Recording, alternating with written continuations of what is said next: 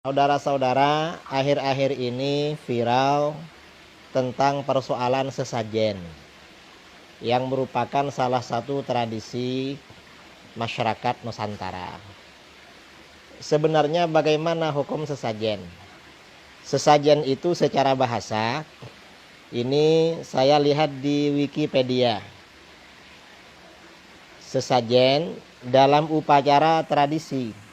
Sesajen, sajen, sajian, semah atau semahan adalah makanan dan benda lain seperti bunga dan dupa yang dipersembahkan. Nah, ini persembahan ya.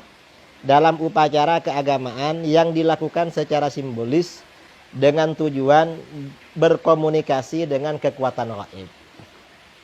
Artinya apa? Sesajen itu memang ada hubungan dengan kekuatan gaib, dengan harapan mendatangkan manfaat atau menolak madarat dari perkara gaib itu.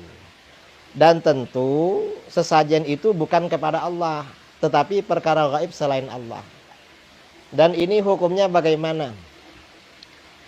Keputusan Muktamar Nahdlatul Ulama di kitab Ahkamul Fuqaha atau di buku himpunan keputusan Muktamar NU, itu ada keputusan muktamar kelima dan beberapa muktamar berikutnya. Macam-macam sesajen yang diharamkan dan dianggap syirik. Seperti sesajen yang ditradisikan dalam upacara petik laut atau larung laut.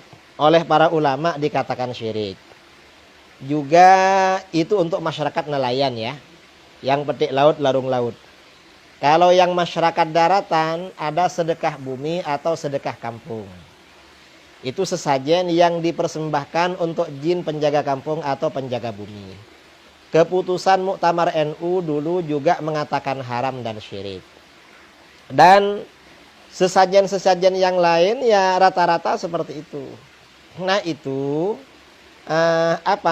dikatakan sesajen pada waktu persembahan itu maksudnya. Bukan ketika penyembelihan. Dan itu hukumnya haram. Persembahan itu sebenarnya yang diharamkan. Ini masalah sesajen. Jadi masalah sesajen ini di NU sudah selesai. Kemudian ada juga sebagian orang yang beranggapan kita ngasih sesajen ke laut itu katanya tujuannya memberi makan ikan. Itu alasan aja pembenaran. Pembenaran namanya. Kalau memberi makan ikan, kenapa ada upacara? Kenapa ada upacara khusus? Memangnya ikan perlu diadakan upacara? Kan enggak, itu hanya membenarkan. Dan itu bahaya saudara. Jadi itu memang perbuatan haram sudah selesai. Dan Islam di dalam masalah ini sudah memberikan solusi. Apa solusinya? Di dalam Islam ini ada istighatsah, ada tawassul, ada tabarruk. Itu yang disyariatkan di dalam Islam.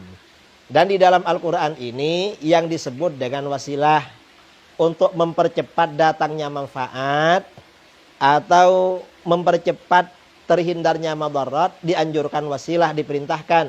Di dalam Al-Quran, ya ayyuhalladzina amanu taqullaha wabtaghu ilaihil wasilah.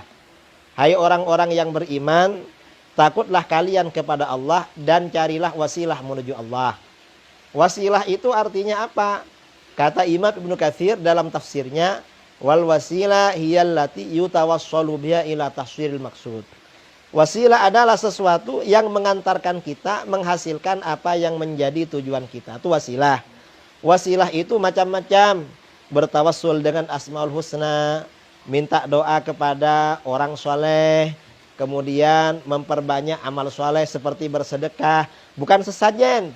Kemudian bertawassul dengan nabi yang sudah, dengan para nabi, dengan para wali. Kemudian beristighatsah dengan nabi atau dengan aulia. Bertabarruk dengan orang-orang soleh atau orang-orang mukmin. Itu gantinya sesajen. Jadi kita gak perlu sesajen sebagai umat Islam. Dan itu ajaran Ahlus Sunnah wal Jamaah. Kalau sesajen itu Muktamar Nahdlatul Ulama sudah mengatakan syirik. Sekian yang perlu saya sampaikan. Silahkan yang ingin lebih jelas dicek di kitab Ahkamul Fuqaha. Kemudian juga dicek di dalam hasil keputusan Nahdlatul Ulama yang dulu-dulu. Di kitab-kitab fikih seperti Bughyatul Mustarsyidin, masalah ini keterangannya jelas sekali.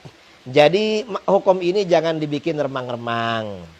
Dan yang sudah tahu hukumnya jangan diam, jangan dibiarkan kaum muslimin terjerumus melakukan hal-hal yang memang dilarang di dalam agama. Kita harus ihtimam, perhatian. Rasulullah SAW bersabda, "Malam yahtamma bi amril muslimin falaysa minhum." Siapa yang tidak peduli dengan urusan kaum muslimin, oleh beliau diancam tidak termasuk bagian dari mereka.